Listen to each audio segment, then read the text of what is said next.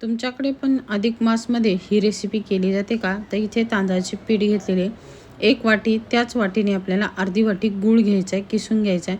नंतर पिकलेली अर्धी केळी घ्यायची आणि हे तिन्ही जिन्नस आपल्याला एकजीव करून नंतर त्याचे लाडू बांधून घ्यायचे.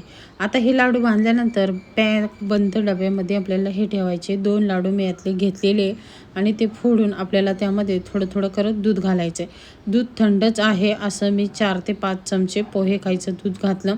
त्यानंतर परातीवर खसखस घालायची, छोटे छोटे गोळे करून घेतले. ते यावरती 6 गोळे या पद्धतीने बनवून घ्यायचे. हे बघा छान असे अनारसे आपले तयारी. आता तेल मिडियम आचेवर तापवून घ्यायचं आहे. नंतर आपल्याला खालची बाजू म्हणजे खसखसची बाजू वरती आली पाहिजे.